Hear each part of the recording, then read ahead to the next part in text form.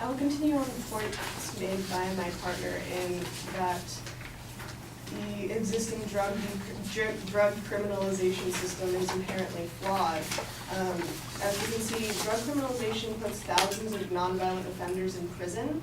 58% of drug prisoners, which is an estimated 124,000 inmates, have no history of violence or high-level drug activity, according to the Sentencing Project. 3/4 of the drug offenders in state prisons have only ever been convicted of drug and or non-violent offenses. 1/3 of the total have only been convicted of drug crimes. These people should be given treatment rather than being forced to stay in prisons. That's not productive at all.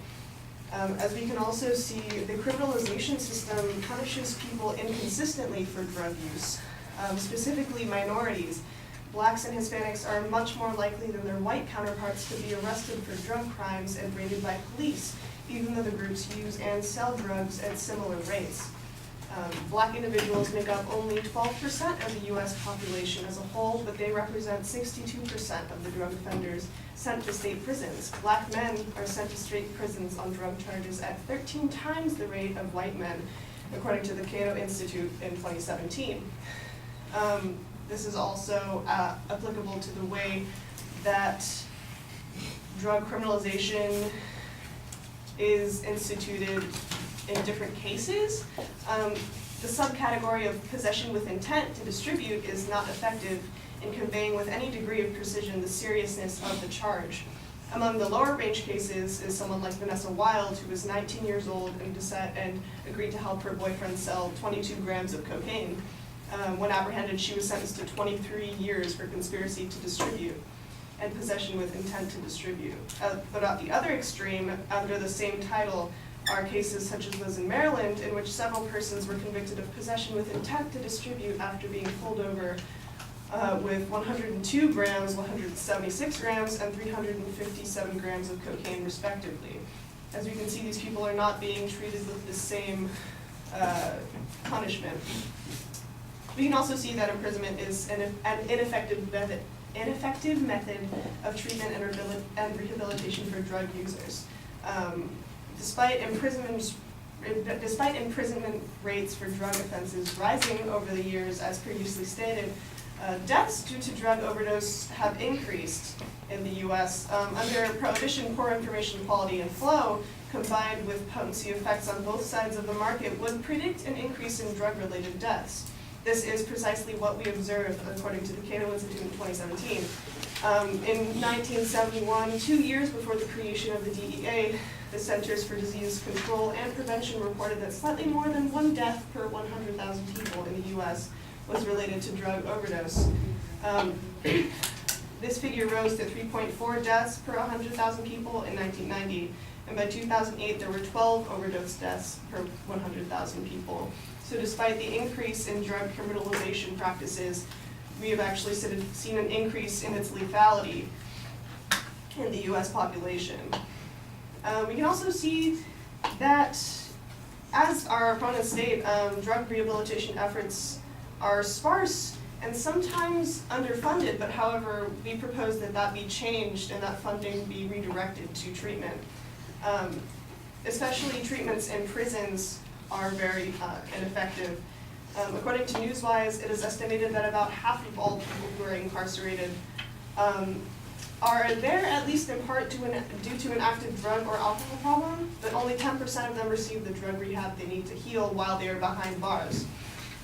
When they are released, they often immediately return to active drug use, and within days, weeks, or months, they find themselves again in front of a judge and returning to jail for the same or similar crimes.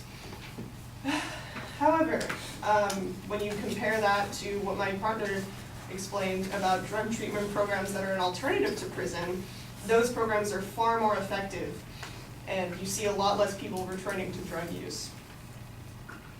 We also see that criminalization fails to prevent the negative societal effects of drug use, and it actually blocks people from becoming productive members of society after they are attempting to come back from drug use. About 50,000 to 60,000 students are denied financial aid every year due to past drug convictions. In addition, those who violate drug laws are penalized through their working careers in terms of limited job opportunities. Many employers, both private and public, will not hire individuals with prior drug offenses.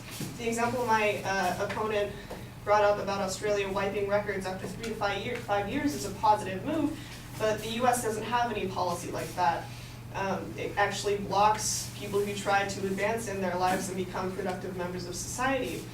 For example, a felony drug charge can cause an individual to lose eligibility to work for the federal government, enlist in the U.S. Armed Forces, obtain an import, customs, or other license, or obtain a passport.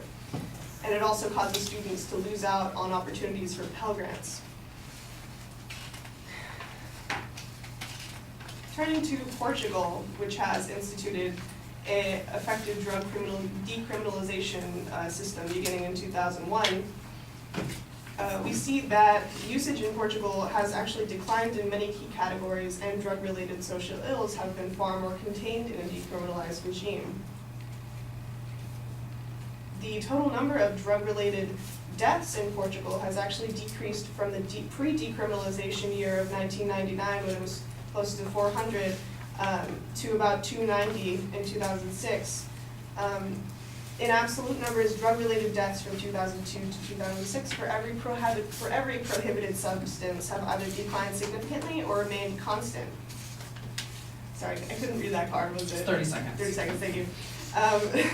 Also, although the number of toxicological exams undertaken as part of post-mortem investigations has increased substantially every year since 2002, we see that the number of positive results for overdose-caused deaths has decreased since decriminalization.